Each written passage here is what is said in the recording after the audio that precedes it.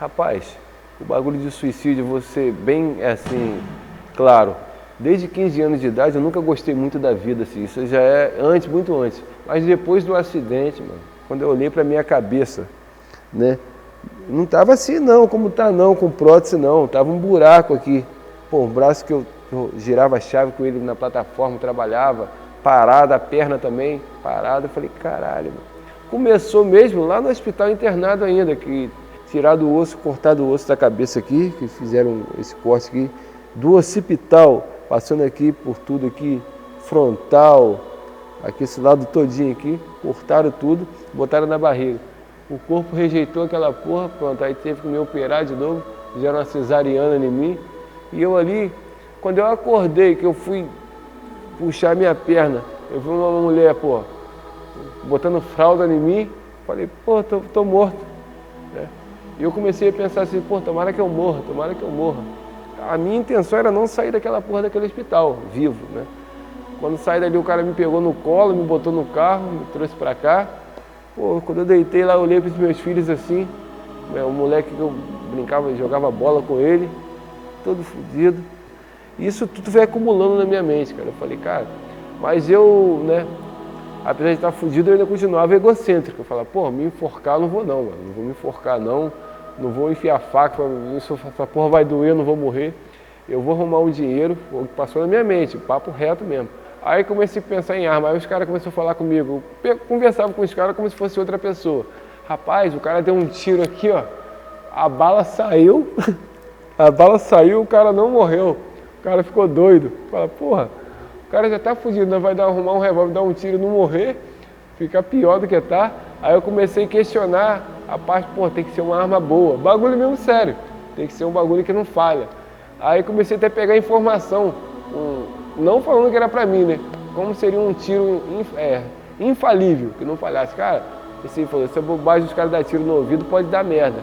O cara tem que botar, aí peguei a pontuação certinha de onde o cara tem que botar a arma, não mostrando a arma, só na fala. O tiro tem que sair daqui, né? E tem que passar. Eu falei, caralho, então tem que ter um tiro certeiro, tem que ter um tiro bom. Essa história não é sobre tragédia, é sobre superação. Não é sobre limites, é sobre possibilidades.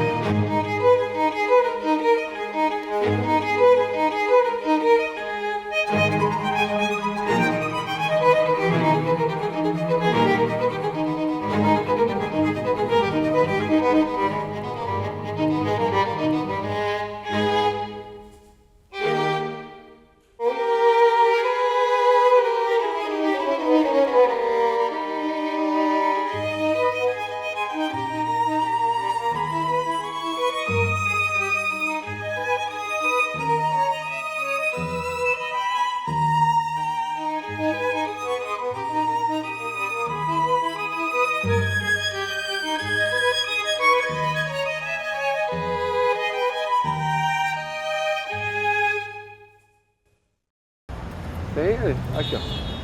Suporte pra carro ou pra ver, escolhe o teu aí. Qual o telefone? Aí tu também vai ficar famoso, hein?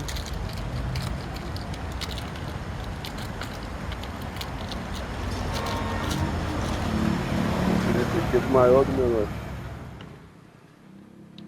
Menor que isso um pouco. Abre pra mim esse aqui. Aqui ó, o vendo mais barato que o freguês quer ajudar a tirar o bagulho. Acho que esse aqui. Tá custando? 20 reais. 20 cruzeiros, desse aí mesmo. Esse é bom da Saúl, que ele é todo reforçado. Aquele, por que eu parei de trazer aquele que vinha com duas coisas? Aquele é fraquinho, pô. Olha como é que aquilo é fraco, ó. Quebra a tua. Esse aí já é todo reforçado. Viu? Aceita Pix?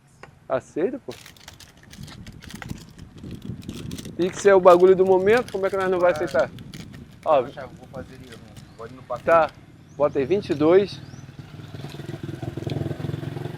981 Eu parei de tomar antidepressivo, parei, larguei essa porra pra lá. Né? Agora estamos só mesmo um remédio para controlar a epilepsia, que eu desenvolvi epilepsia por causa da queda. E às vezes tomo um diazepam para dormir, né? Mas a porra do antidepressivo tá me deixando maluco, entendeu?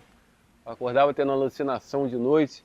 Aí o que me acalmava quando eu sentava para compor, aí acalmava. Mas aí fui lá, falei, aí o psiquiatra me mandou pro psicólogo, né? Saí da psiquiatria, fui pro... Eu não tava louco, né? Mas tava, pô, cheio de neurose na cabeça. Bem...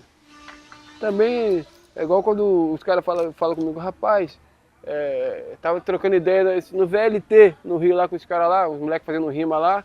Aí começamos a trocar ideia. Eu comecei a dar uma neurose na minha mente, da época do curso de História, que eu comecei a fazer uns testes com os caras dentro do VLT. Falei, irmão, você é carioca, não é? O que quer dizer a palavra carioca, mano?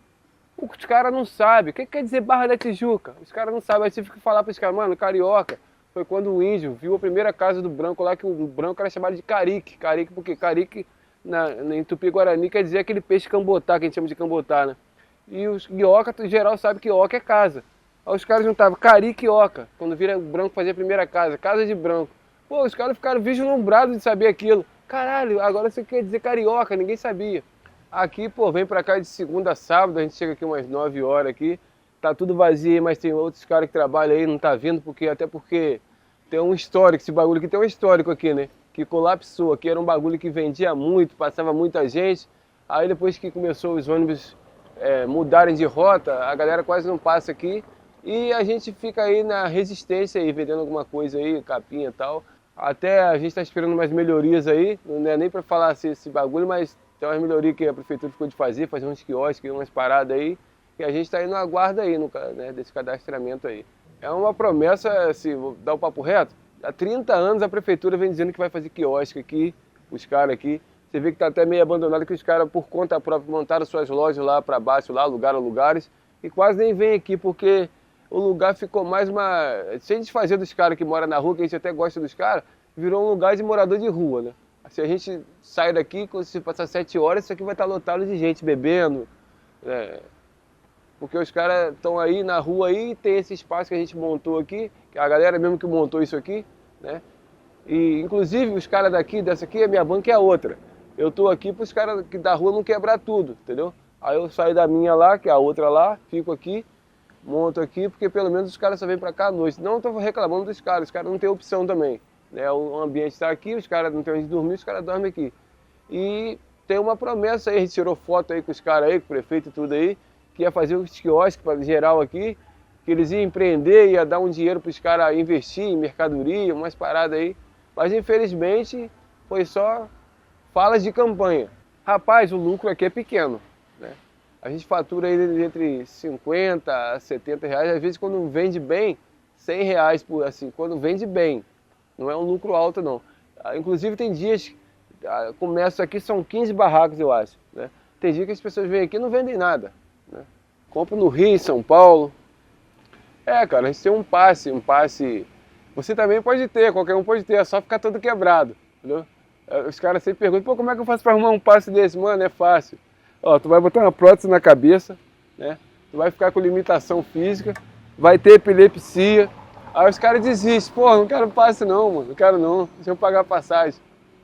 Então é através da minha limitação, né, e eu consegui esse passe aí, entendeu? Tem até dois, tem um que a gente é interestadual e tem um municipal também.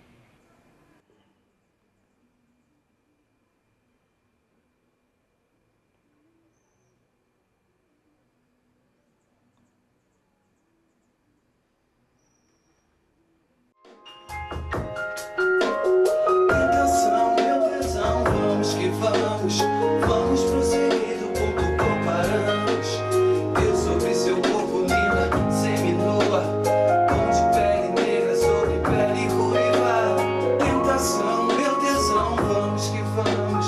Vamos prosseguir do ponto comparamos. Eu sobre seu corpo linda, seminua, tom de pele negra sobre pele ruiva. 2 vezes me trago com coração de pedra. Ó, a casa aqui é do Claudemir Maia, é o nome do cara. Mais conhecido como Boneco. Boneco da Mataruna, esse homem aí.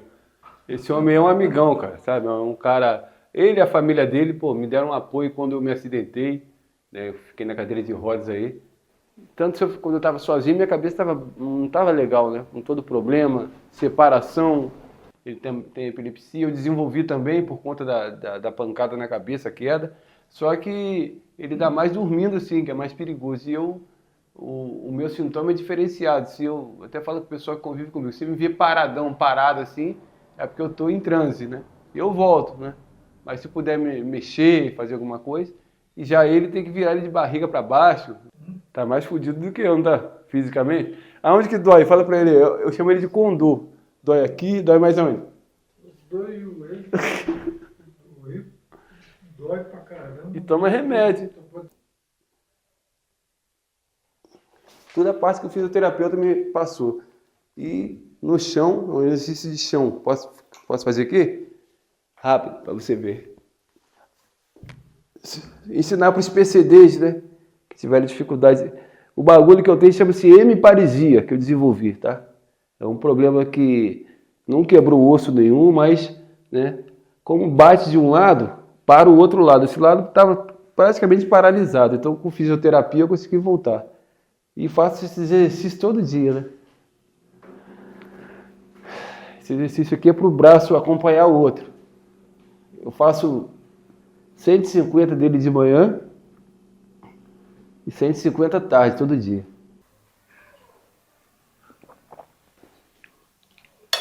Pega com a mão, pô.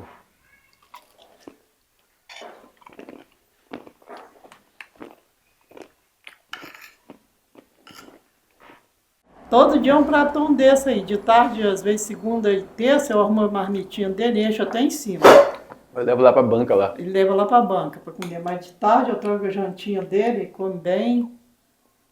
Graças a Deus ele é bem alimentado. Café da manhã enche a garrafa até em cima para ele beber. Então, café a gente bebe muito, né? Aham, é. Com 20 anos, cara, eu não conhecia droga, nem bebida, nada, né?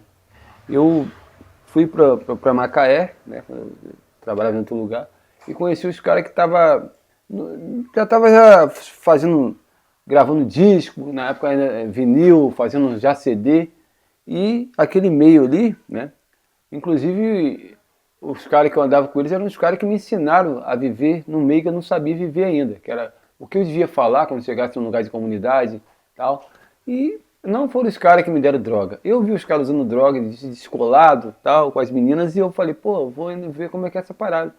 E não bebi, não gostei, fumei maconha, não gostei, mas quando dei um teco eu gostei. E foi uma experiência assim, ruim, foi ruim. Conheci até gente boa nesse meio. Eu cheguei a descobrir que geralmente quem se perde desse mundo é gente boa, não é gente ruim não, gente ruim vende. Eu era aquele usuário que eu não gostava de usar com ninguém, só sozinho, né? Solitário. Eu não saía do lugar mais, se eu estivesse aqui eu ficava, alucinado, vendo coisas. Porque eu não bebia, eu só usava aquilo, entendeu? Então, eu ficava ali e dali não saía, até passar a onda. Então isso aí, como eu falei, né? Ainda foi a parte da alucinação me ajudou a não me afundar. É até estranho falar isso, né? Mas a alucinação não deixava eu voltar lá para buscar mais, entendeu? Tem 1 ano que eu não falo com meus filhos, né? Mais ou menos aí, por conta de problemas com a mãe dele. E houve um afastamento. Uma coisa que eu achei até uma covardia, né? Porque sempre pagando pensão, sempre deixei casa para eles, tudo lá. E a minha relação com eles sempre, independente da mãe dele, sempre foi fora isso. Eu era muito presente? Não, porque eu tinha, assim, sempre tive uma dificuldade de ser muito presente, que eu também tive problemas com minha mãe. Minha mãe não me criou. Minha mãe me teve muito nova e a gente tinha uma casa ali no Alemão ali. Meu pai teve alguns problemas lá e saiu de lá e ficou. Ela vendeu a casa e começou a viver a vida dela. Deixava na casa de uma tia, aquela tia já ia para outra. Ela ia me levando sempre com uma desculpa. No primeiro lugar que ela me deixou na casa de uma tia, ela falou que ia votar em Volta Redonda, isso no Rio ainda, me deixou lá em Caxias. Porra, minha mãe levou 1 ano e meio votando. Foi a votação mais longa que teve. E acharam ela, tá? Acharam ela me pegava. Aí tá. Aí a gente foi parar onde? Rio Bonito, na casa de outra tia. Aí não sei o que houve lá, me deixou, disse que ia trabalhar em algum lugar aí saiu, fiquei lá mais 2 anos e fui ficando assim. Mas esses problemas são BO desde pequenino. Meu pai também passou pela mesma coisa que eu, né, cara? Ele foi tirado da família, né? Minha mãe só teve eu de filho, ele tinha outros filhos lá, sou filho único daquele casal, mas ele foi tirado, criou um problema ali, aquela comunidade, né, fácil de lidar, como é o Complexo Alemão. Minha mãe criou algum problema com ele, ele teve que sair. Na verdade, de 7 para 8 anos de idade, isso é bastante tempo atrás, a gente estava ali, eu lembro tranquilamente eu saindo com meu pai, a gente pegou um ônibus, ali foi para Cascadura. Quando ele voltou, ele falou alguma coisa lá e desapareceu. E ele desapareceu e eu não sabia para onde. E minha mãe começou a formular na minha mente, contar as histórias dele reais, né? Que ele tinha saído da cadeia quando me fabricou, né? E engraçado que eu sempre fui questionador, eu ficava querendo perguntar a ela se ele era tudo isso, por que que ela, né? Mas eu não perguntava, né? Naquele tempo a gente não tinha essa liberdade que tem hoje de falar assim com os pais.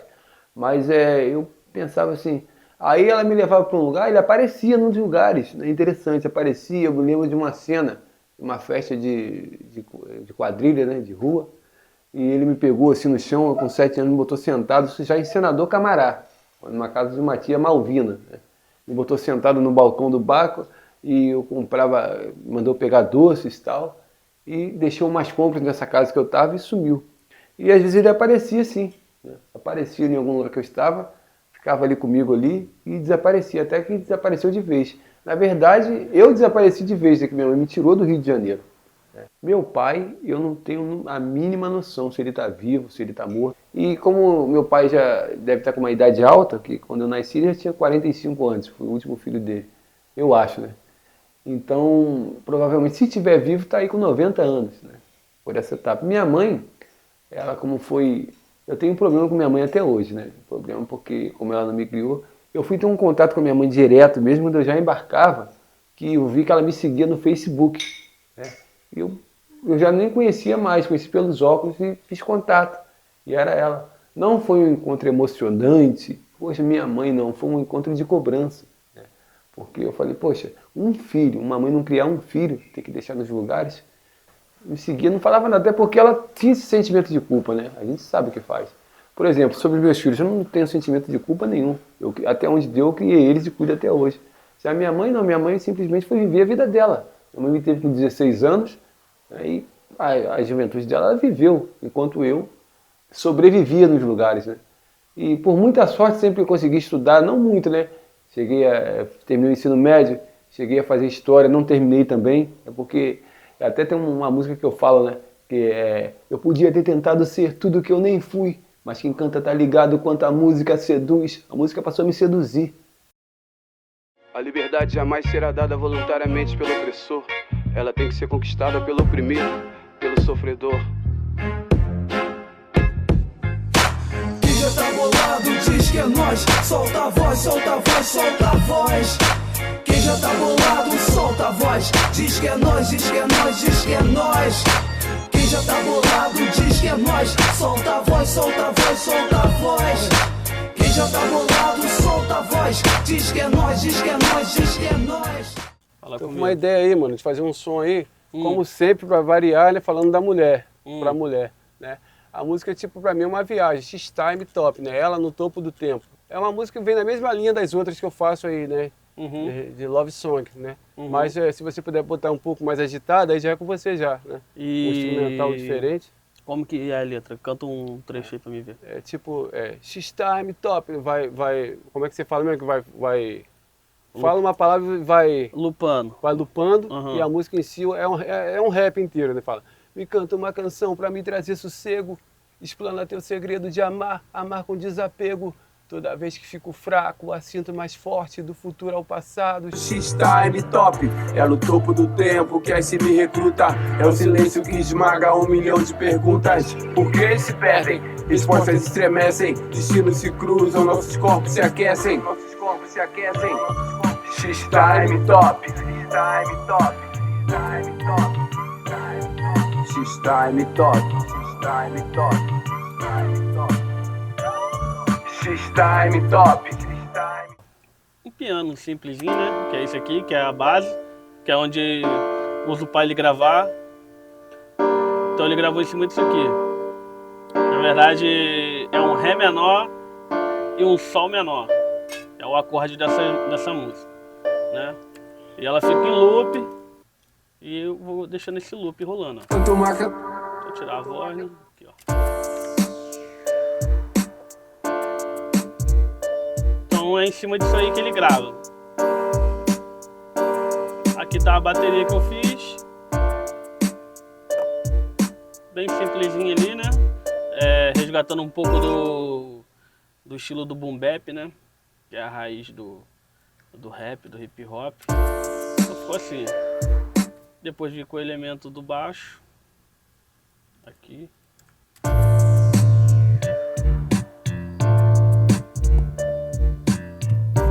Isso aqui chama-se Suzana Regina, mas é mais conhecido por mim como Tudinha. É a mulher dele. Essa menina aqui acompanha desde a época lá do final da década de 90, né? Nós ainda éramos jovens demais para morrer, muita doideira no rap, de muita... Essa menina aqui é especial para nós. Pera aí. Ela na verdade, ela é muito mais do que namorado, do que tudo. É uma pessoa que faz parte lá do começo, né? A gente começou lá em 99, 98, no Funk Melody. E aconteceu, né, um atrito com a mãe dos meus filhos, que a gente não se dava bem mesmo, né? Era uma relação assim, bem complicada. E aconteceu lá um atrito lá e, segundo ela, que eu não lembro, porque segundo os neurologistas, o cérebro, para se proteger, ele tira naquele momento.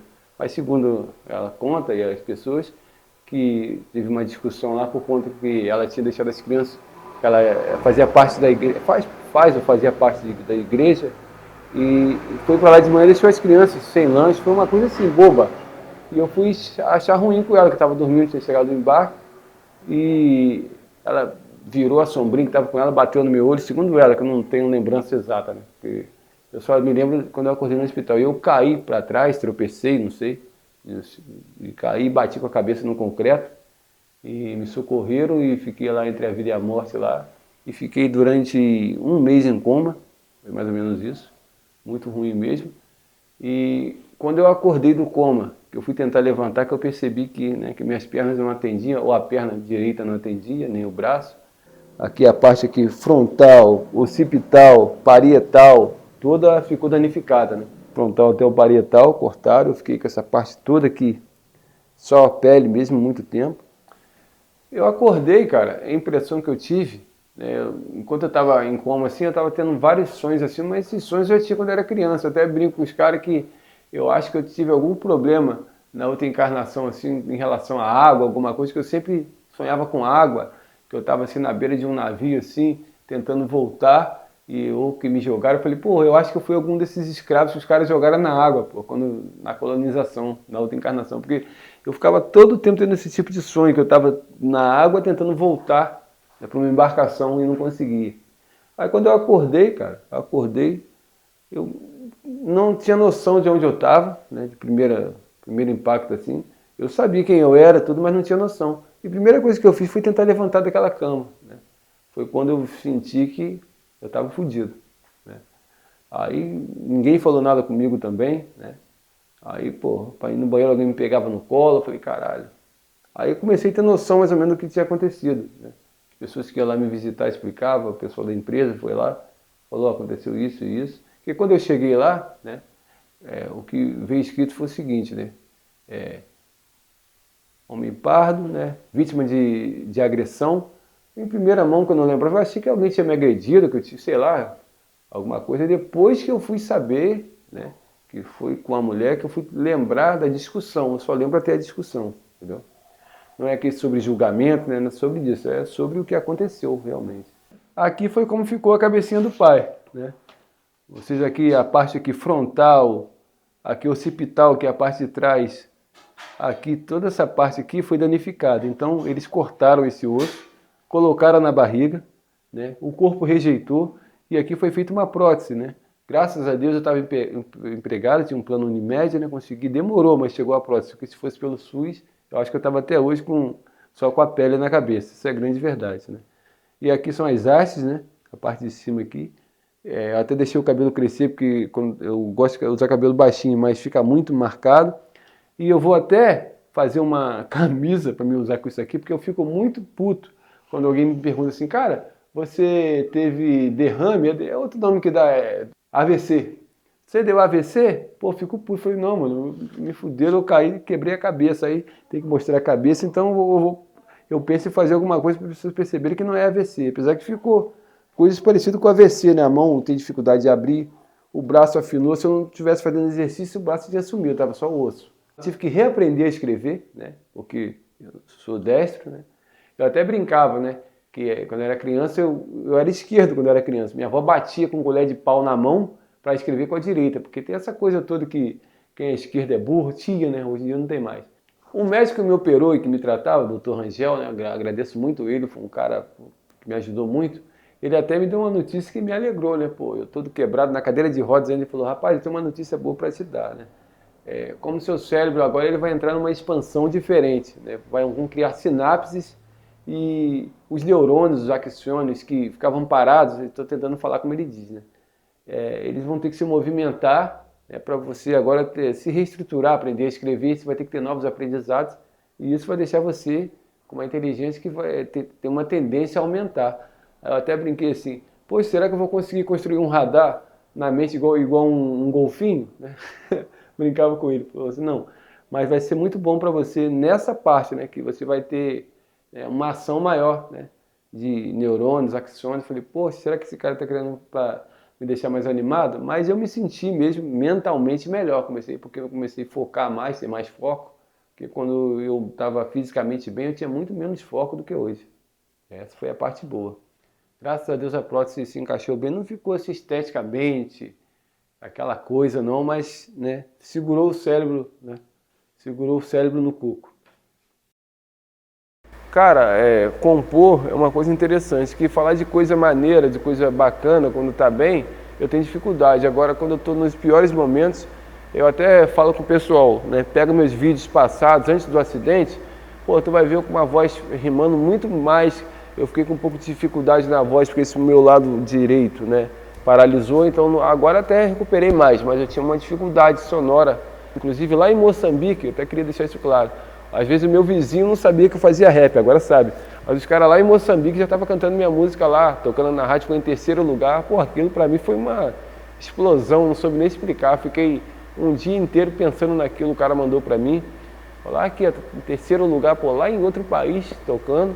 Falei, isso pra mim é mais compensador do que qualquer dinheiro que eu ganhasse. Finjo que acredito no que você diz. Mesmo sabendo que não passas de uma bela Atriz, atriz, atriz, atriz.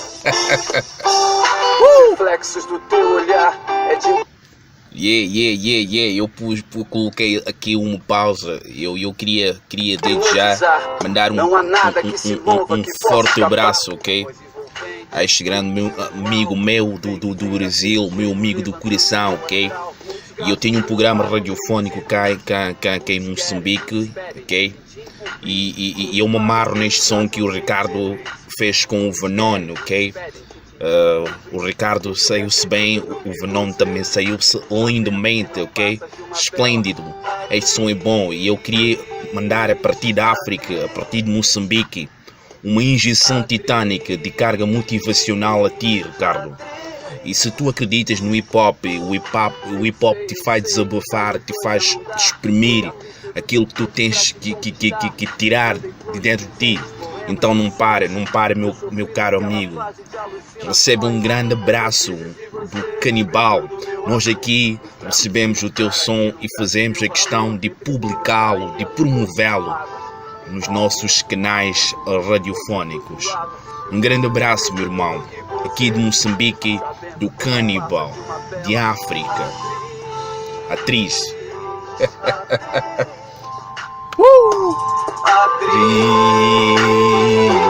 Atriz. Cara, não tava esperando muita coisa não, mas agora eu tô meio empolgado com esse bagulho de música aí, de fazer um rap aí, maneiro aí, né? E também incentivar a molecada nova, porque eu olho pra essa molecada nova que tá acompanhando a gente aí, e eu me vejo neles lá atrás, né? Eu fico tentando assim, pô, tomara que esse moleque tenha oportunidade que eu não tive, né? A gente tinha muito talento e pouca oportunidade. Hoje em dia, eu até falo com eles, hoje em dia vocês têm que aproveitar que até os caras que não tem talento tá ficando rico, mano. Esse bagulho de trap aí enriqueceu um monte de moleque que nem talento tem. Então eu penso mais neles do que em mim, sinceramente. Eu gosto muito de uma palavra de uma marca aí, just do it, apenas faça, né? Eu foco muito em fazer. Eu acho que o caminho, isso eu já ouvi, tá? É alguma coisa que eu ouvi alguém dizer. Curtir a caminhada também é maneiro, né? Porque a gente fica pensando em chegar para depois curtir lá na frente. Então eu curto a caminhada, ó. Olha isso aqui, eu tô aqui, pô. Né? Os caras estão me dando uma moral aí, falando da minha vida, né? Olha quanto tempo pensava, nem pensava em fazer isso, né? Eu tô aqui.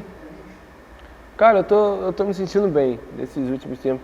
De como eu tava, pô, antes do que aconteceu comigo, de como eu tô agora, pô, eu tô no céu, cara. Porque eu tava mal, né? Apesar que os caras me via gordo e falavam, pô, tá gordão, mas aquilo era só tristeza, né? Ansiedade, sedentarismo, né? Agora, porra, até exercício eu tô fazendo pra caralho, mano. Você viu lá, casa lá. Pô, eu era pra estar dentro de uma cadeira de rola, mano, né? Ou fudido ou morto. Pô, tô aqui nesse palco aqui, esse lugar que ficou sagrado pra mim, mano. Já fizemos várias paradas maneiras aqui. Então, eu tô bem.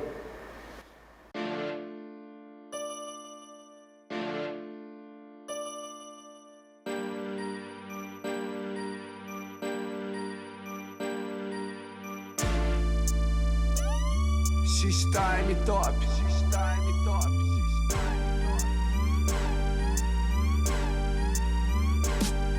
Me canta uma canção pra me trazer sossego.